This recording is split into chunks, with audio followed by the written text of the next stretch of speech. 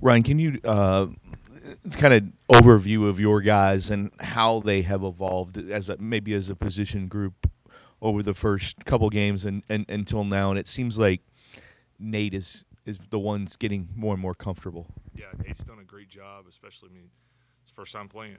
And, I mean, he's a redshirt freshman, and you can see the progression over the first 6, 7 games of the season where early in the year he's making some of those freshman mistakes, and he's really started to cut a lot of those out. He's making plays in the pass game over the last couple of weeks, making tough catches. But between him and Josh, both, I mean, both those guys give fanatical effort. They play their butts off. They play for the most part mistake-free football. Nate had a couple busts last game, but I think that's a product of a guy just I think the nerves get to him sometimes, and his brain starts going a little fast, but he's got to calm. He's doing a better job of calming down. But those guys they're starting to be better players for us. They're doing a great job in the run game, but I mean, the consistency factor is there with those guys, and they're blocking their butts off, and they're not showing up in a bad way. The last time you saw Joey the other night made a heck of a catch on the sideline. He's starting to come into his own a little bit at the position. You've seen that grow early in the season. The nerves would get to him when he was in the game a little bit, and you'd see he was getting a little frustrated. But over the last couple of weeks, he's really shown at practice where he's operating in a good manner. He's operating at a high level in terms of his alignment, his assignment, his effort, because he does give us something in the pass game. I mean, he's a heck of an athlete. They can go make plays, and I've got to do a good job of finding ways to get him in and get him in the right situations and get him the ball.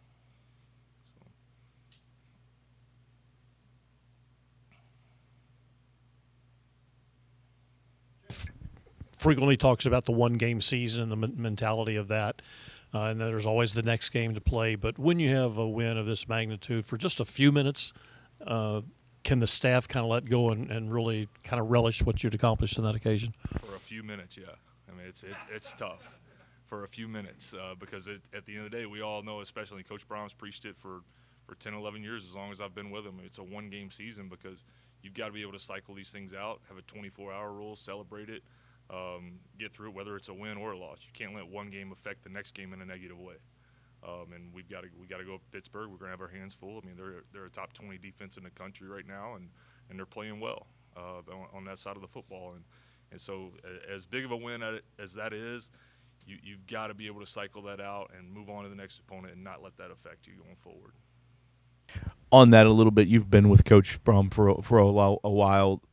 A couple of those top 5, top 10 wins, you guys didn't win the next week at Purdue.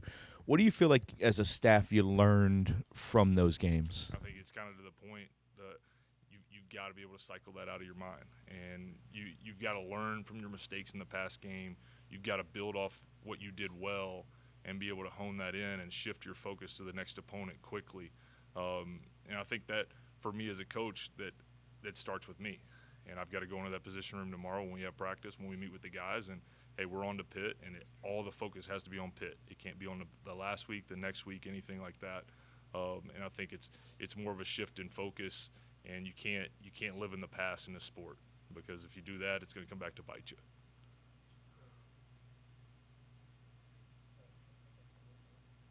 You mentioned Pitt's a top 20 defense. Coach Narduzzi is known as a defensive guy. What in particular are they good at and pose the biggest challenge? I think they've been really good against the pass this year. I think looking at their numbers, they're top 15 in pass yards allowed. I mean, they've done a good job of stopping the run, and they're just solid over there. You can tell that they play fast. They're big up front. They're physical players.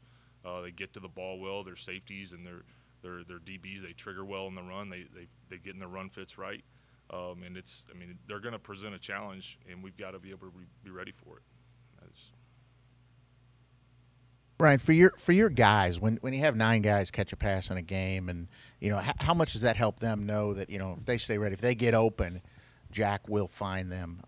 You've been through this with this offense before, Yeah. but with these kind of individual players here, No, I think we've got a lot of weapons on the offensive side of the ball, and our guys understand that. They understand that they've got to do their role, and it's something that my dad preached to me early on. He's like, you got to prove to be reliable, and your time may not come. I mean, I don't know when we caught our first pass this season, maybe in the second or third game, but when that time comes, you're expected to make a play, and you've got to do something with it. You've got to be consistent. because you don't know. The ball's going to get spread around in this offense depending on what the defense is giving us game in, game out. I mean, there may be games where, we've got a receiver with 150 yards, or maybe games where we've got to carry the load a little bit. There may be games where Jawar's got to carry the load a little bit, and they understand that it's a team sport, and they've got to be ready to go. But you can't let your foot off the gas, because on a play that you normally don't get the ball on, you might be the guy that pops open. You got to be ready to go. You can't just relax. So. Talked about obviously not getting too high, too low. Is there a moment for you in your career that you can kind of point to as an example of, providing that perspective and kind of helping to not get to that point? I think a lot as a young coach, I let my emotions get to me a little bit, and I'd get too high or we'd get too low, and you start to see that as you go into your coaching career goes along, you see that how that affects your players, and it starts with me keeping my emotions in check, and that's something we preach before the game is like, don't get too high, don't get too low, because one play can affect the next four, whether it's positive or negative. You got to be able to come off the field, and because we knew that game was going to be a 4-quarter game, and every game is from here on out, and you can't let your emotions get to you and affect you in either way. You've got to stay in the game. You've got to stay focused on the next play, and that's something that's been big in our room.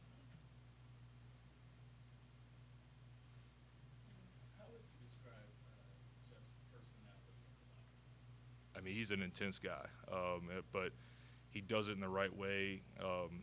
The guys know that he's a competitor. He wants to win. They see that they know that he'll go to the ends of the earth for them, and they're gonna follow that. But I think his intensity and his competitiveness really spreads throughout our locker room, and you can see our guys. The more they've been around, the more the season's kind of gone along, is they're starting to feed off that, and they're starting to reflect the personality that Coach carries with them. Because Coach can have fun too. He can tell some jokes every now and then. He's pretty good at that.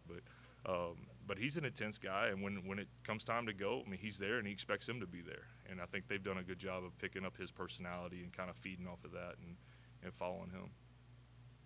Ryan, you talked in the preseason about Jamari, and just obviously pretty new to the position of tight end. How has he progressed, and how do you keep a guy like that mentally kind of ready to go? He's such a young guy and hasn't played the position, but you were just talking, and Coach Brown was talking about next man up, and you have to be ready. How do you keep him mentally going? I think it's something that Jamari and I have talked about it. I know he's not getting the reps that he wants right now, but he understands why. It's the consistency factor of whether it's consistent effort, consistent being mentally consistent in missed assignments and stuff like that, understanding the speed of the game, and understanding how to practice. And I think that, and he's fed into that. He's bought in. He wants to be good, and he's progressed over the last couple of weeks. And I think having guys like Nate and Josh in that room, he can see how the effort that they put into it. And Jamari's a talented player, and at some point this season, his time is going to come, and he knows that. And we preach it to him every week that when it does come, you have to be ready. You can't go in and it'd be a shock to you, like, oh crap, I wasn't prepared for this week. And he's done a great job. I'll commend him for that. He's done a great job of staying in it. He's continuing to work hard. He's continuing to get better. But it's some of that stuff just having played the position for a couple of years and being new to it, that some things aren't coming as natural as maybe he wants. But that's stuff that we've got to continue to harp on, continue to hone in on. He's getting a lot of reps during the week. We're trying to, because he's a guy that we need to get better. We need to progress. Everything that Joey's been through in his career, what can a catch like he had the other night, what can that do for him? Playing a different position. And I think it does wonders for his confidence, because even he caught the touchdown against Murray State, and then from then on we tried to get him some things, and he probably wasn't playing as much. He's a 6-year player that's, he's probably wasn't playing as much as he wanted to. But I think getting a play like that in a tight game against an opponent like that, that's a big boost for his confidence going forward. And I think that he understands that the faster he operates, the more natural he operates, the more he's going to be able to get on the field. And that's something that I think it does wonders for him, just whether it's in the pass game or run game or anything like that, just being able to show him that he can do it. He knows he can. He knows the talent that he has, but I think that's a big boost for his confidence. You have a big win like that. There's obviously some benefits from a recruiting standpoint. Did you have any feedback Sunday from prospects about what that game meant Oh, absolutely, absolutely. I mean, anytime we had a great group of prospects here. I think we had almost 100 or so here, and a lot of those guys that were on pretty hard. And anytime you can have a victory like that against that type of opponent, and you get the fans are rushing the field, and those guys are out there, they're taking videos of it, and I mean, they had a blast. I mean, and that really amplifies you on a national level, and you're able to kind of grow from that, and sometimes that puts you in a different tier of prospect that you're recruiting, but at the same time, I mean, that's big for your program and going forward, not only in the, I mean, just really in the recruiting department, but just how people, your perception nationally.